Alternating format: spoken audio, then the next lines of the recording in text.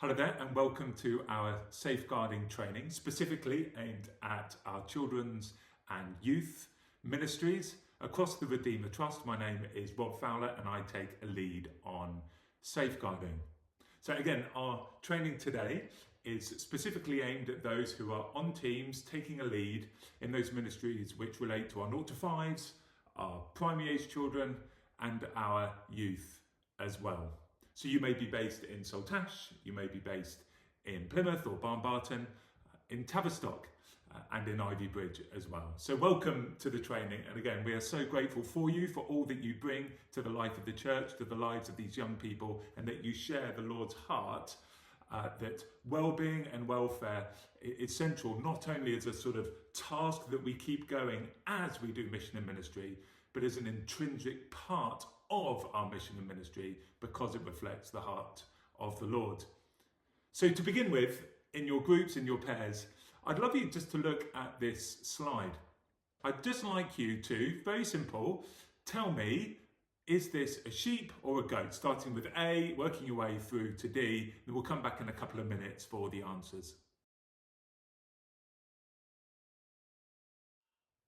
So really that serves as a bit of an icebreaker as we enter into our training together, but also in something that I'm going to be sharing with you in just a moment. You'll see its relevance as well to some of our teaching. Over the course of our time together today, you're also going to meet Simon Thomas and you're going to meet Becky Reckless as well. Two people I'm sure who are well known to you as well. So Simon is one of the pastors in Saltash and takes a lead on safeguarding there. And Becky Reckless sits on our board of trustees representing safeguarding issues and all of our policies as well. So the bit of our training that I'm going to be leading on is the whys and the whos of safeguarding. And because we're church, because we are the Lord's people gathered and on mission, we're going to start with scripture. We're going to see in scripture, I hope, the heart of God, the call from the Lord Jesus to join him in this shepherding work. And what I'd like you to do is read through Ezekiel chapter 34, really focusing on verses 1 to 24. Hopefully you're in a pair or you're in a group. Let's read it all through, read it through together, discuss a little bit the passage, and then I'm going to ask some specific questions which are going to come up on the screen.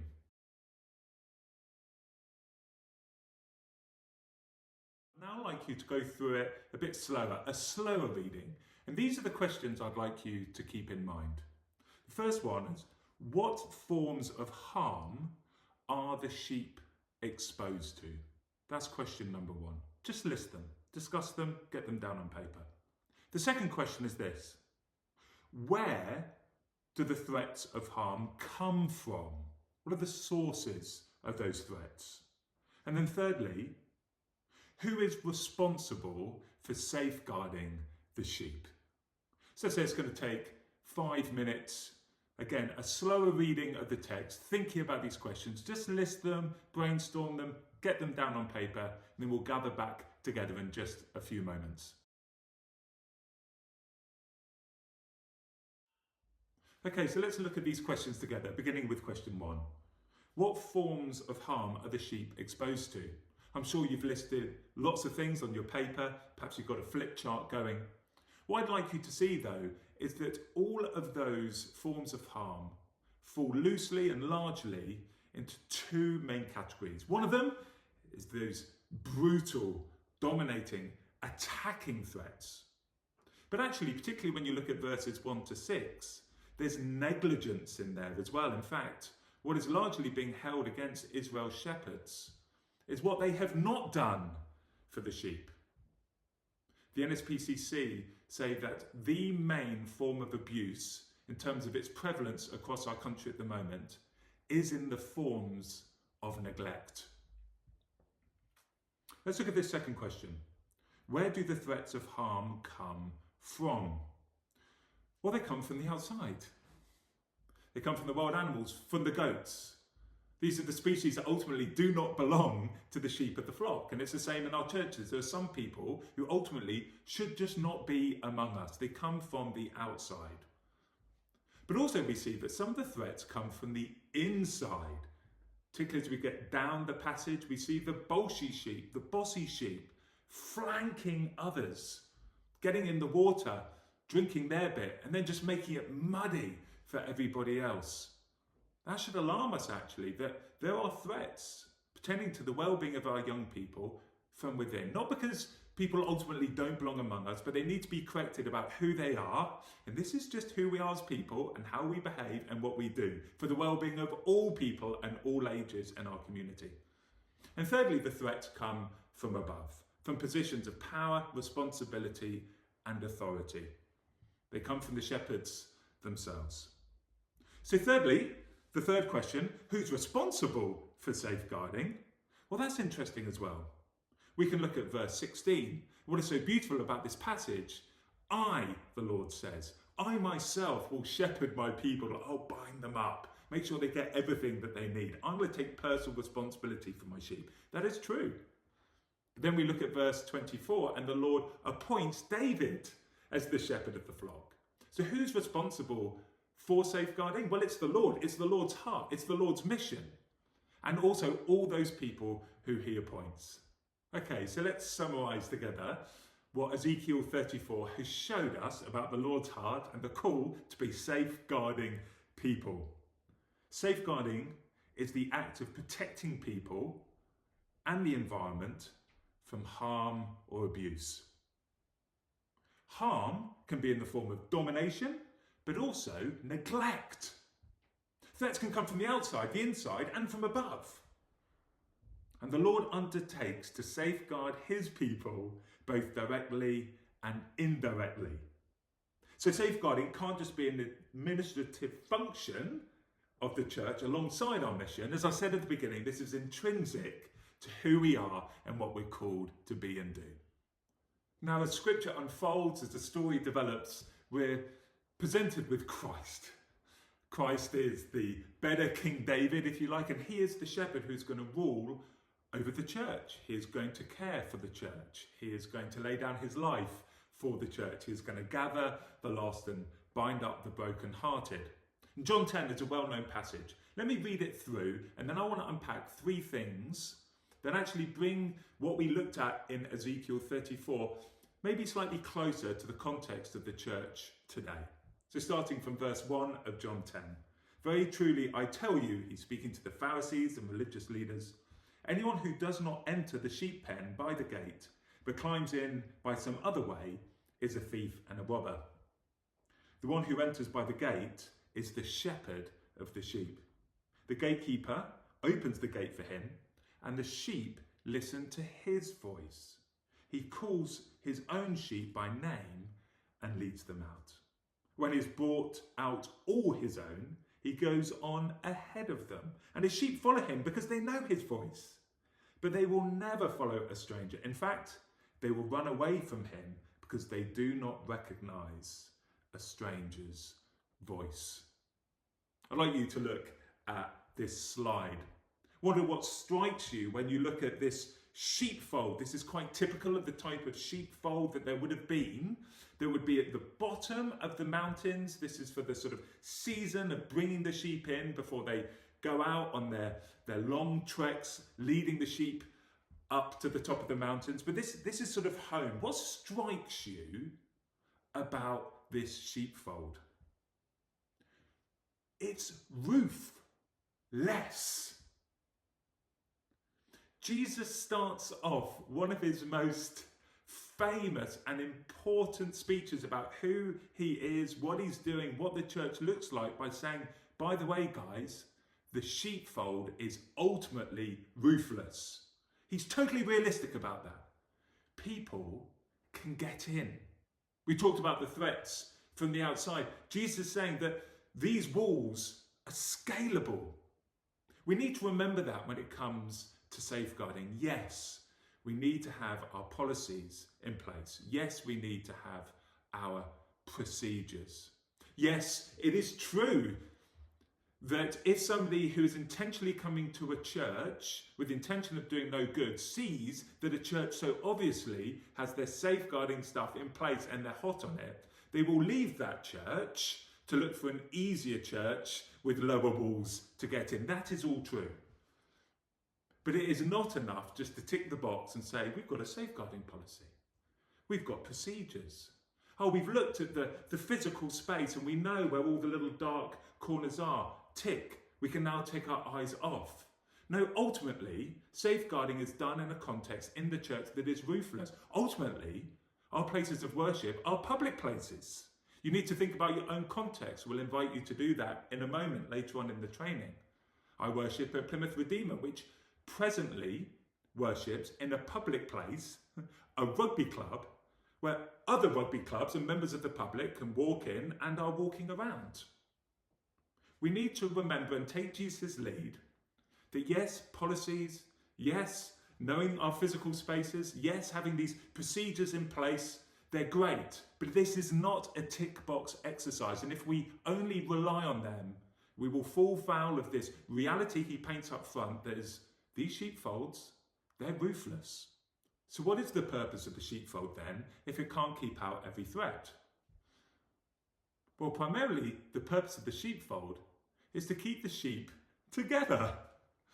Ultimately with the shepherd, that's what keeps the sheep safe. And for them to get to know one another. Specifically now we're talking about the church. Yes, DBS checks come into that. We want to know people's histories. But more than that, relationships are so important for the effectiveness of our safeguarding. Particularly as we get to know our young people, we get to know their parents, if we know what they're usually like, when we see things that don't look as they normally are, that might be a sign that something's not right. So relationships are absolutely key. I remember a friend of mine who once said to me, I've got 89 sheep. Could you round them up? I said, of course, 90. That's an awful joke. But the point is that approximations aren't okay for God. If we look at this passage here, verses 2 and 3, Jesus knows every sheep by name. Again, his vision for the church and for it to thrive in its safeguarding mission is for the sheep to be together, to be counted, to be accountable and close to the shepherd. This is a relationship that develops in the fold, but it becomes so natural. It continues when the sheep are on the move. Again, proof that the purpose of this fold is not to keep all the sheep safe, because if this is done well, then the sheep are safer all time because of their relationship to one another. They don't go wandering off. And because of their relationship with the shepherd, they can be led out, they can be led in, and they're just as safe. Okay, so let's quickly recap that. In terms of the church, effective safeguarding, we need to be realistic about how ruthless the church is. We can't just rely and lean entirely on our rules, our policies, our processes, as good as they are, as important they are. That ultimately is designed for this whole thing is relational, that we use our common sense, we get to know one another, that is the ultimate and best safeguard. In fact, it is so good, it doesn't just apply, it isn't only effective within the four walls of church, but it's effective on every day of the week, wherever the sheep are. We're picking up on things that just don't feel right. But then he finally lands on how important it is that the sheep are responsive to the shepherd, to what he says about who we are as sheep, how we are to live, where we are to go, and in what manner. When he has brought out all his own, he goes on ahead and his sheep follow him because they know his voice. It is about responsiveness to the shepherd. If the shepherds let everyone know what's acceptable, what's not acceptable, what to look out for, where to go when things don't feel right, when they're clear about godliness, when everyone agrees to act and remain aware on those terms, then those who do not eventually fall in line will stand out. So actually, it's all our responsibility to create a safe environment. And we do that not only through our vigilance, but by ourselves responding to the teachings of Jesus, by relating well to people in accordance with his word, to put our relationships right, to speak to people in the right manner, to treat children in the right manner, to be clear among us. Come on, this is what it means to be us. And the more that we teach that, the more that we honour that, the more that we correct ourselves and come back in line, the more obvious it will be when some people aren't. Let's go back to our initial game, looking at the sheep and the goats. Actually, in reality, it's very difficult in Africa, some areas of Asia, to know what is a sheep and what is a goat. That is why the Matthew 25 parable is, in some way, a parable.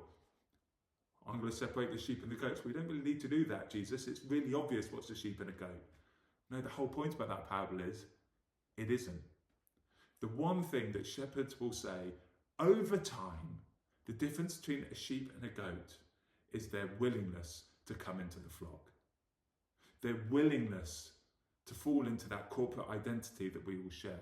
This willingness to be part of who we are, to behave, to put on the outside what we know we are on the inside. So let's just recap those three things as we go on to the rest of our training, keeping them in mind, the whys and the whos of safeguarding. What this looks like ultimately in the church, it is a vision of a church which is ruthless. There are going to be threats. But if we are relational, we can look after the sheep and ultimately trust in a shepherd who works through his sheep and among his sheep, who cares ultimately about the most vulnerable among us, and that he has taught us how to live, how to have a corporate visible identity, which means over time it becomes more and more obvious who is not, and that corporate identity and way of life itself is an environment where all sheep of all ages will thrive. So it's my pleasure now to hand you over to Simon Thomas, and for those competitive people among you, the only goat was answer D, the rest are sheep. Not easy, is it? Hi, my name is Simon. For those who don't know me, I'm part of the team over in Redeemer Trust Ltd. And I'm going to kind of take us through the next section in this safeguarding training. So Rob's kind of looked a little bit at the biblical basis for why we do it and why it's important to do it. And I'm going to look at more of the how, just to be kind of clear in how that works.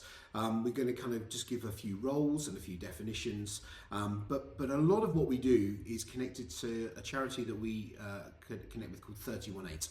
They're really helpful. They're a brilliant charity who help churches and understand church life and the nuances of church life and how to do safeguarding really well. They have a brilliant website. It's full of information. There's links in your pack as well to be able to click on and to follow and to read a little bit more as we go through things. So in a moment you're going to hear from Becky. She is our trustee who has a responsibility for safeguarding across the whole of Redeemer Trust, across all of the churches as part of our family. Within each church as well though, there is a safeguarding lead. They are the port of call when it comes to safeguarding, the first person you go to speak to. In Plymouth, that's Rob, you just met him. In Saltash, that's me. And in Tavi, that is Jenny Norris. So there will be, and there are, deputy safeguarding people in each of our churches as well. They are there if there is an allegation against the safeguarding lead. And again, names will be in the packs, so you can find out more about them there. But the safeguarding lead is the person that you should go to if you feel that there is a safeguarding issue. You go and talk to them, find them, and be able to share a little bit more. Becky will talk about how exactly you do that as well. As we say, 318 are the people that we use to then gather wisdom. So whenever a safeguarding lead receives information about a possible case, we then get in touch with 318, who are the professionals, and we follow their advice. We look at and hear what they're saying to us. They write it down for us, they send it to us, and we can then act upon it. They're also the charity that we use for all of our DBS, for all of our checks that we have for anyone who is working with our under fives, our primary school age children, our youth work, and indeed for our vulnerable adults. So all of our life group leaders and elders and elders' wives, other people who are involved in kind of caring for people, the pastoral care teams, those kind of people are all DBS checked because it's really important we have those things covered.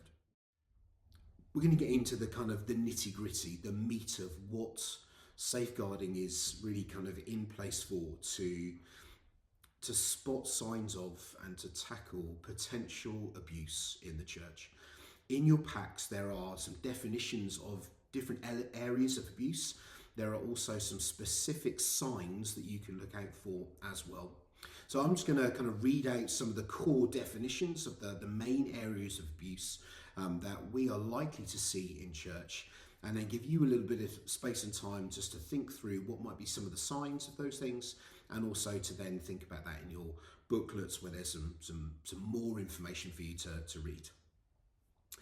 What's important to say in this moment is this is serious, this is sensible, and so we're just going to address it in that way. So I'm going to talk quite plainly about the different signs of abuse, and just to say that if that is a challenge for you, if you find even this triggering, and I mean that in the right way, then please do speak to someone straight away, your safeguarding lead or one of the elders in the church or your life group leader, because we want to love you and support you in some of those things as well.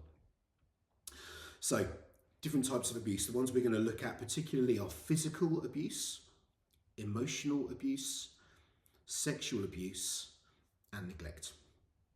So physical abuse, let's look at that first. To define physical abuse, it is the deliberate use of physical force by one person against another to cause harm. Now, that may or may not actually result in physical harm or injury to the other person, but it's the intent behind that is important. Again, you can look at that, different signs of and different kind of elements of that in your booklets. There's the obvious thing of people being hit or bitten, punched, physically struck, even misuse of medicine, poisoning of people. That's physical abuse. It can in fact be between people of the same age, but also it can be between parents and child. And one of the other areas that we can think about is, because we want to use common sense in safeguarding, that's really important.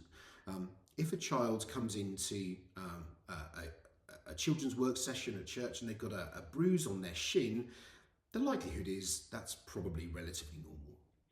But what if they've got a bruise kind of under here or on their back or somewhere where you just think, I'm not really sure that's where you should have a bruise? Then that might be something that you kind of want to raise with your safeguarding lead. Abusive injuries tends to involve softer areas that are harder to damage accidentally: upper arms, forearms, the chest, the back, abdomen and thighs. So that's physical abuse, the intent to cause physical harm. Secondly, we've got emotional abuse. Emotional, or you could call it psychological abuse as well.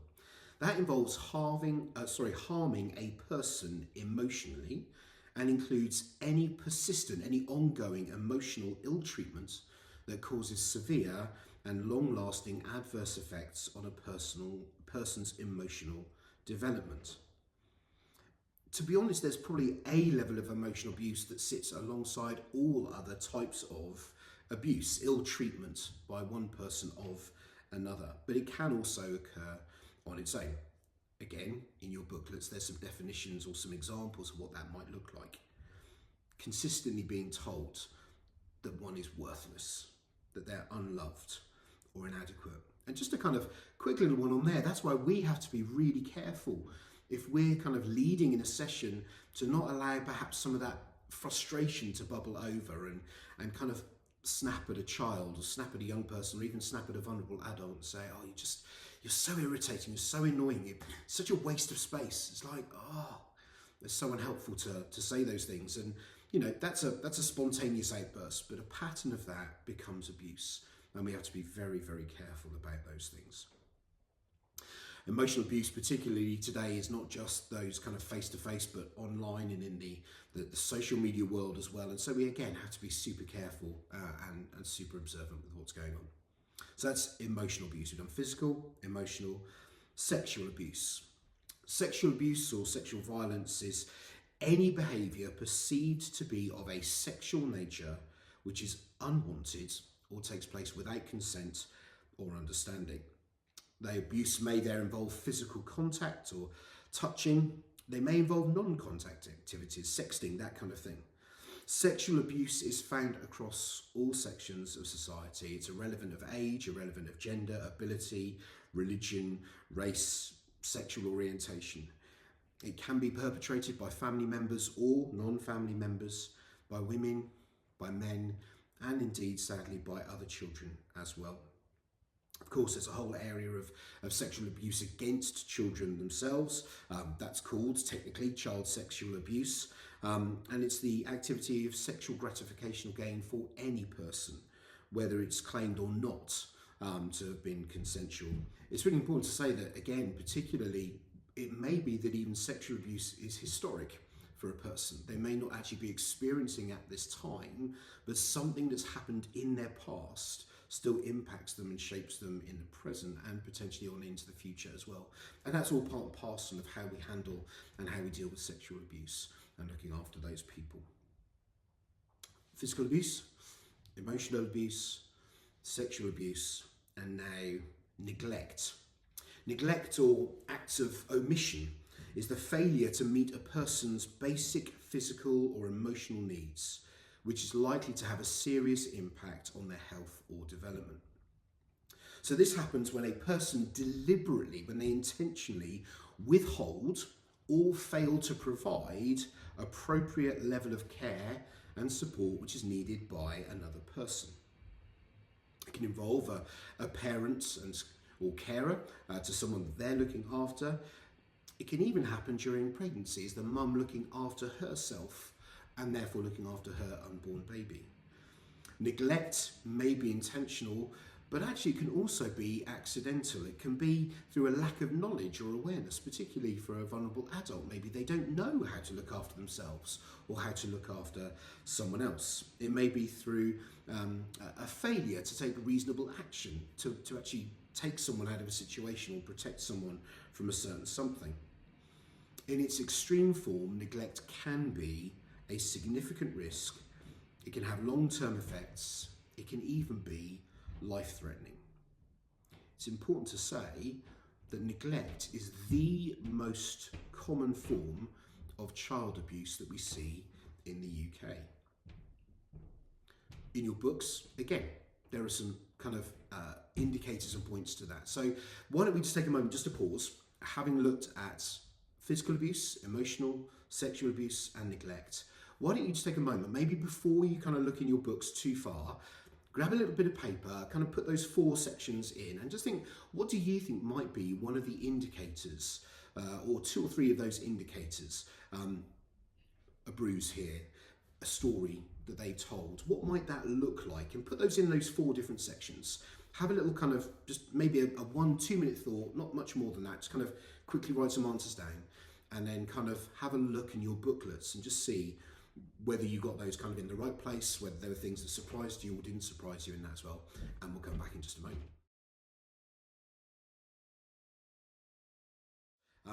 We've had a number of different stories that have impacted us in these different areas, and just to kind of use a couple of examples for you that might be helpful, just so you can start to see a little bit about kind of how these things come to pass.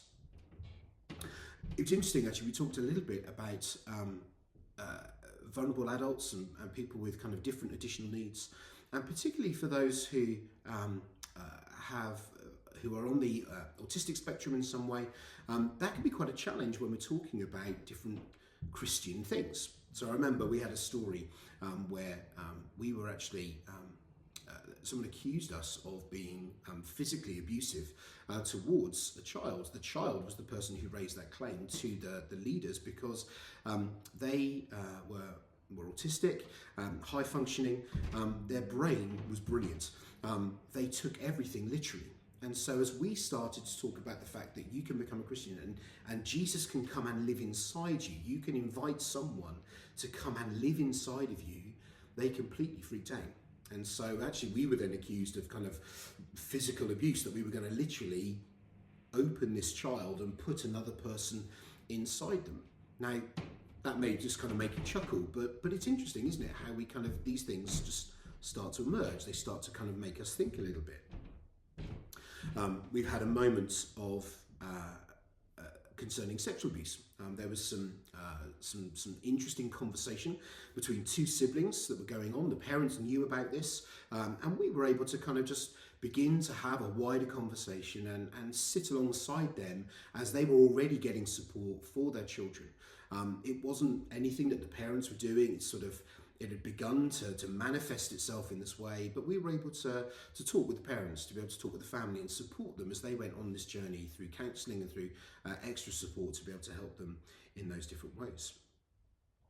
There's all sorts of other things that we could talk about. We can talk about neglect. We've had cases where some of our church members have been into people's homes to care for and love them and found all sorts of challenging circumstances that the person was under, and so we were able to again talk with 31A, in turn talk with social services and get support put in place for those people as well. So there's all sorts of different things we've had. So I've not personally, but I know of others who are on the team who've also had to walk very difficult journeys with both abuse survivors, but also abuse perpetrators, even walking one into the police station to report what they've been doing to another person. So it is big, it is serious. We want to use common sense all the way through these things as well. But that is why we're doing this kind of training, so that we've actually got plenty of opportunity to think about these things. And again, really encourage you as you're going through this to ask questions of your team leader, ask questions of your safeguarding officer. If you're not sure about something, ask them. As Grant Van Schalkwyk says, questions are friends, and so just really encourage you to be able to ask those questions as well. A couple of super quick kind of finishing points from me before I hand over to Becky. One of those things is around mitigation. The very best way that we can mitigate, the very best way that we can help protect our children, our young people, our vulnerable adults, all of us in the safeguarding world, is to try and kind of make sure that we don't get there in the first place. Please use those systems that are in place, particularly if you're using the Church Suite process of signing in the stickers and all that kind of thing. It's really important that we know who is there, because that means we can protect people, but also it means that we can protect against false accusation as well. So it's really important that not only are the people who are in those groups, the children in children's groups, youth in youth groups and so on, but actually our teams are all signed in as well. That's really important. Please take that seriously, because actually it's about protecting the vulnerable, but it's also about protecting you in that moment. So there's a lot in there. I get it. It's quite serious. I get it's quite important. I get we've used some challenging words. But just to remind you, we've talked a little bit there about kind of who are we responsible to, in the sense of who are our safeguarding leads.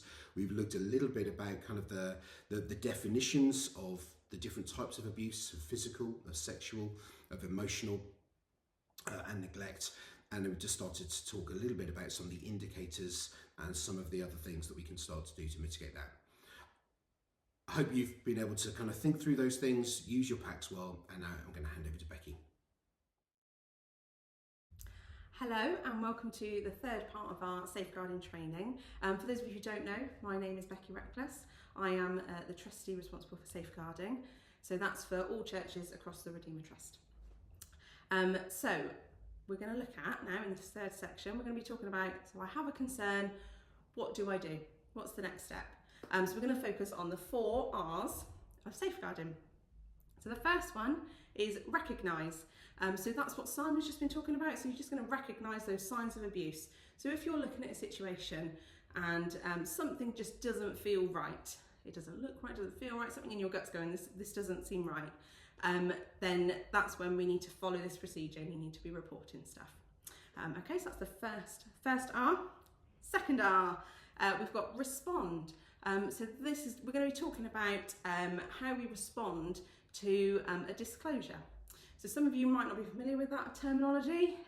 So when someone comes and shares something with you of a safeguarding nature, we call it a disclosure. So we're just going to do a little activity. So I'm very aware that for some of you, you have disclosures happen almost in your daily working lives. For some of you, this may have never happened. It might not ever happen, but we just want you to feel prepared should somebody come to you, whether it's a child or a young person. If they come to you and disclose something to you, we want you to feel confident and know how to handle that situation. So in your workbook, you will find an activity called disclosure activity. You'll see a table. On the left-hand side are a couple of statements. On the right hand side, there's a little space for you to either tick or cross, say yes or no, happy face, smiley face. If you want to get creative, totally up to you.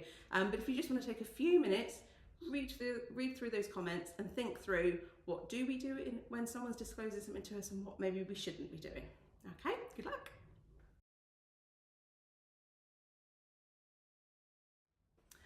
Welcome back. I hope that wasn't too arduous for you, and I hope that it was fairly straightforward. So we're just going to whiz through them now and get some answers. So the first one, remain calm and be aware of your non-verbal communication. Yeah, this is a definite yes, absolutely. We really need to try not to give any emotion away, try not to show any judgment on anything. Where you can, really try and remember any specific phrases that they've said as well. That's really helpful for the next stage of this process. But yeah, absolutely. Sometimes a young person or a child might disclose something to you and not realise actually how serious whatever they're talking about is. So if you start going, oh my goodness, it might panic them. So just try and stay calm. I don't have the best poker face in the world, so I have to really concentrate on my face and make sure I don't give too much away. But yeah, try and stay calm. Just try and absorb everything that they are saying. The next one, ask closed questions. So this is a no. We don't ask closed questions. We can ask open questions. Okay, so we tend to go by the TED, so it's tell me, explain to me, describe to me. So don't ask any closed or leading questions, because this isn't for you to investigate. This is you're literally just listening. What you can do is ask them to repeat it back to you, just to make sure you clarify exactly what they've said. But again, try not to draw too much attention to what they've said. Just let them get it all out. Okay, this third one, go and share the details with your life group leader so you can receive prayer as you process things. Okay, there's two parts to this really. First of all, no, please don't go and share anything with your life group leader. Once you've passed on all the details, and we'll go through that in a moment, please don't go and say anything to anybody else. However, if you are struggling with the results of what someone has shared with you, please speak to your safeguarding coordinator. So for those of you in Plymouth, that's Rob Fowler. Those in Saltash, that's Simon Thomas. And those of you in Tavistock, that's Jenny Norris. If you can't speak to them, please do come speak to me as well. But it needs to stay within the safeguarding team, that sort of information. But please don't suffer in silence either. Do make sure you reach out, make sure you're looking after yourself. Our job as safeguarding team is to safeguard our children and young people, but it's to safeguard you as well. So please do that. Number 4, promise that you will keep anything they share to yourself. I think this is an obvious one here. Please don't promise confidentiality. You can tell them where the information is going to go, and that, especially if they're in that hesitation of whether they want to tell you or not, that might give them some comfort in knowing that who that information is going to next, and that it won't get back to the person involved. But yeah, please don't say promise confidentiality, because we can't promise that, especially if we need to keep people safe. Number 5, explain to them what will happen next. So yeah, absolutely. If it's age appropriate, if they're under 5, they may not understand. Equally, if they're sharing something with you and they're not upset by what they're sharing, they just happen to have shared something. Again, this is usually kind of a primary age child. If you're in a discussion group, they might have shared something and you're going, oh my goodness, but your face is going, oh, okay, yeah. They may not have a clue that actually what they've shared is really significant. But if necessary, you can explain what the next steps are. And then lastly, the next time you see that child or young person, you ask how things are going in that situation. Again, the answer is no to that. As much as you want to check in with them and check they're okay, it's definitely not your role to bring the situation back up again. If they come to you and do another discussion and want to talk about it some more, that's fine and that's okay. But again, you'll need to report that again as a separate kind of disclosure, even if it's the same information. It just helps to build that picture as well. So yeah, if you've got any questions on any of that, it's quite hard doing this training this way and not live. So I would encourage you, if you can make our live training next time we do it. It's a great time to have a really good discussion about all these things. But if you have got questions, please speak to your safeguarding coordinator or myself, anyone on the safeguarding team. We'd love to have a chat with you. Okay, so that was the second R. So we've got recognise, respond. The third R, record. Okay, this is really important. as soon as possible after a disclosure or after you've noticed something that you think, please write it down, please. Our brains are wonderful things, but they do also forget details, and the longer we leave things, the more details we might forget. I do appreciate, however, having had a disclosure in a room full of primary age children and it's all crazy, you might not be able to do it there and then, but if you can do it as soon as possible, that would be amazing. Just pull yourself to one side, maybe alert whoever's leading the session, just say safeguard him and just get right in. Date, time, location, names of people, and as much of what they've disclosed as possible. If you can remember specific phrases that they've shared, if you can put those in speech marks, that's always helpful going forward, especially if there becomes an investigation or things like that. It's easier for the person to be able to say, yes, I did say that, rather than having to say the whole thing again. So yes, if you're able to do that, that's helpful. Okay, and once you've written it all down, we've got the fourth R, which is refer. So we've recognised something's wrong, we've responded to it, we've recorded what we've seen, what we've heard, what doesn't look right, sound right. Now we're going to refer it. Please take that record to your safeguarding coordinator as soon as possible. Okay, we have a legal obligation, and this falls for you as well. So if someone shared some information with you, you have a legal obligation to pass that on within 24 hours. If a child is at immediate risk, then obviously you need to immediately get to your safeguarding coordinator. If it's kind of one of those, something's just not right, but they've not shared anything really horrendous, but something's just not right, we've got 24 hours to refer that to 318. So 318 is a charity that we pay into, and they have a 24/7 hotline that we ring, and on the end of the phone is an expert in this field. We're not experts, we don't claim to be experts, we do the training that we need to do, and we have experience, but they are the experts. So we go to them, they tell us what we then need to do, and we follow those steps. So we have 24 hours to do that. If not, there can be some legal issues. Okay, so you've recognised something, you've responded to it, you've recorded it, you've written it all down, you've taken it to your safeguarding coordinator. What do you do next? Nothing. Your job is done. Okay, if the safeguarding coordinator's got questions, they can come back to you with that. That's absolutely fine. If you've got further questions, you can ask your safeguarding coordinator, but ultimately that is your job done. If, like I said earlier, if a child or young person comes back and says the same thing again, then you do the same procedure. You record it all again and pass it all on. That is your role in this. So as far as safeguarding is concerned, some people do get quite concerned about it and worried about it and anxious about it, but ultimately, as long as you record and send on any information that you are concerned about, that is all you need to worry about. Okay, it's our job then to work out whether this needs to go forward or not. That's for us to do, and 318 really to do. But your job, please just, if anything, little, big, whatever, please just refer it on. Okay, that's the 4 R's of safeguarding. We are now going to look at some safeguarding scenarios, because it's all very well having all this head knowledge, but until you actually put it into a real context, it's hard to know what you would actually do in a situation. So in your workbook, you will find some safeguarding scenarios. We've done a few different ones, so hopefully you'll find one that's very similar to the ministry that you help in.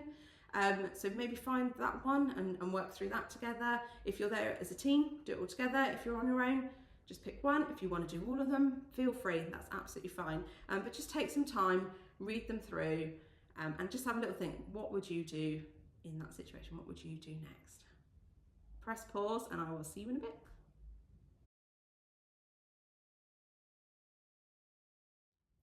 Welcome back. I hope you had some interesting discussions. If you're on your own, again, as I said, this is so much easier in a sense to do when it's live training, because you as a team can really discuss stuff, which is really helpful.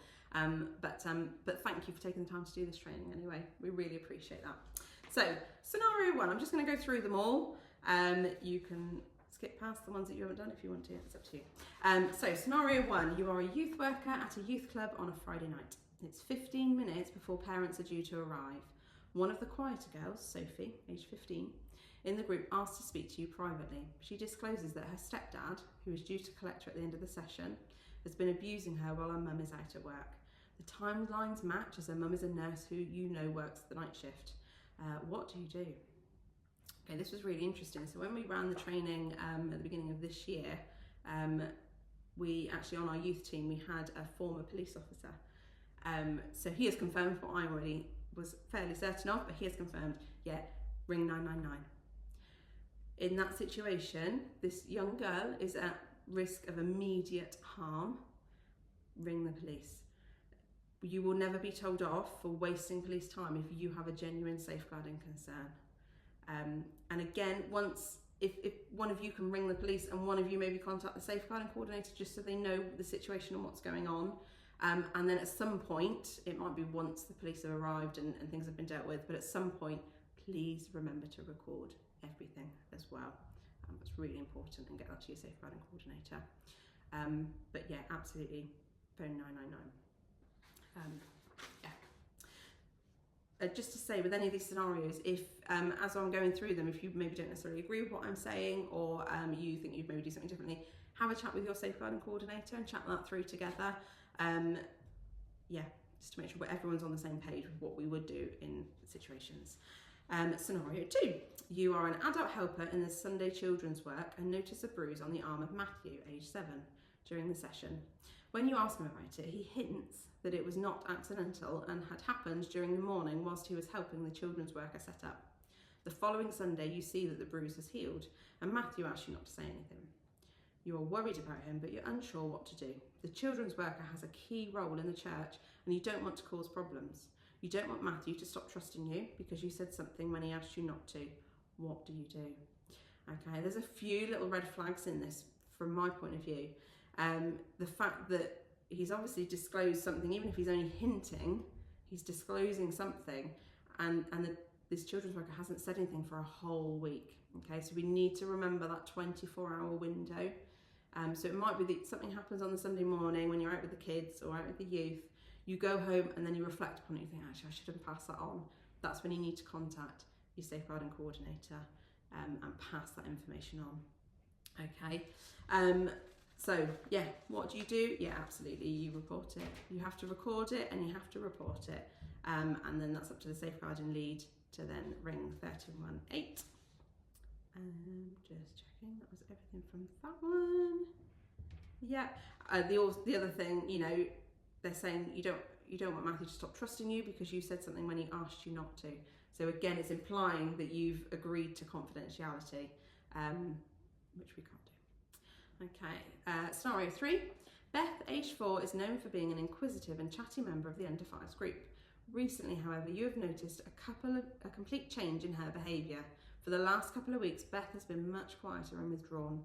You also notice that although it is very hot summer and Beth wore dresses a few weeks ago, she has recently been consistently wearing clothes that cover her whole body. What do you do? Again, record what you can. It might be that when you're playing in the role play area, you can make a comment about, where I like that dress she wore the other week, and you can have those conversations. It might be that if you're on the toilet run and you notice something, you can maybe say, that's a funny bruise. How did you manage to do that? Keep it light. Keep it. You're not investigating and harassing. But if you know the child and you have a relationship with the child, and they look happy to talk about it, then go for it. If she's shying away, again, that's just another thing that you can write down. So actually, she used to chat about anything and everything and tell me everything that was going on, and now she's not even mentioning that. So yeah, record it, get it to your safeguarding coordinator, and then let them deal with the rest. Scenario 4, you are volunteering at the church parent and toddler group. You are chatting with the parents by the baby mat when you notice that 3-month-old Sasha has a small bruise the size of a 5p coin just below her ear. Dad says that Sasha fell off the changing table and bumped her head on a toy on the floor. What do you do? Okay, what do you do? Yeah, you need to record this and report it. And I would say that needs to be an immediate thing. So you need to be reporting that within that session. Whoever the safeguarding coordinator is needs to be ringing 318, ideally before the end of the session, because that it kind of falls within that, could cause immediate harm. If that's already happened, what might happen next? that's that scenario. Okay, as I said, if you've got any questions with any of this, please do either reach out to myself or your safeguarding coordinator, chat it through. What would you do as a team? It might vary slightly to what I've said, but the general gist, if in doubt, record it and pass it on. That is the key thing here. So I'm just going to finish this section by talking about safer recruitment and our code of conducts. Okay, so safer recruitment, basically, how do we make sure that we are gathering volunteers that are safe to be around our children and our young people effectively? First things first, somebody says, oh, I quite fancy coming to help out with the children's work on a Sunday morning. So they get led to the ministry leader. The ministry leader says, oh, that's great, let's book in a time and a date when you'll come in and you will shadow somebody in the room and just check that this is actually what you want to do and check that you fit in with the team and all that kind of stuff. So that person will come along on that Sunday. It'll all be pre-booked. It'll be expected. No one's just coming in randomly on a Sunday morning. It's all set in the diary. The whole team know what's going on, and that the potential volunteer will be signed up with another member of the team. They will shadow them, so they won't ever be on their own with the children. They stay with that adult, with that other team member, and go through the morning. After the session, then the potential volunteer and the ministry leader will have a conversation about how they both felt it went. And if there's green lights on both sides, everyone's happy, everyone still wants to be involved, from then we will then ask them to partake in the safeguarding trainings. That might be why you're doing this right now. We would ask them to do a DBS check, and we would ask them to read and sign a code of conduct. Now, some of you are going, what's a code of conduct? It's basically, I don't want to use the word contract because that's quite formal, but it's basically a list of different things that are there and put in place to make sure that our children and young people are safe, but also that you are safe when you are working with them. There might be things on there that you may not have even thought of. One of our code of conducts is for our under 18s team that come in and help with the under 5s. We have a couple of young people, they're amazing, they're brilliant. They come in and they help. We put it in place because a lot of them used to bring their mobile phones and would potentially get it out to just check messages and things, and they didn't necessarily think through the implication of having your phone out when you're around younger children. So it's just little things like that, just makes you think it through. Most of it's really common sense. It'll be things that you'll go, oh, well, of course. But it's just helpful to have that list in front of you. So if you are joining a team, you will have been given a code of conduct. So if you can have a little read through it, check that you're happy with it. If you are, sign it and pass it back to your ministry leader. If there's some questions around it, please have that conversation with your ministry leader. That's what they're there for. If you want to have a look at all of our code of conducts, they are all found in our safeguarding policy. If you have never seen our safeguarding policy, you can find it on our website. So when you go onto the website, go to the home page. At the top, there's an About button. If you scroll down, there'll be a safeguarding one. Click on there. And up will come a page with a beautiful photo of your safeguarding coordinator and all their details, but there will also be a little button that says policy. If you click on there, it'll bring up the whole document. It is a long document. It took a while to write, but our hope and prayer really with it was it's user friendly. There's no point in having an all singing, all dancing policy if actually nobody knows it exists, nobody can use it, and actually part of it doesn't even work with what we're doing. So hopefully you will find it user friendly, able to navigate. For everything that I've talked through in this session, so I've got a concern, what do I do? That's on page 10. Okay, so if nothing else, remember page 10. Okay, all the information on there is a step-by-step guide of what to do if you've got a concern about somebody. Okay, at the back of the document, there's loads of different appendix. One of them contains all our code of conduct. So we have one for every different ministry.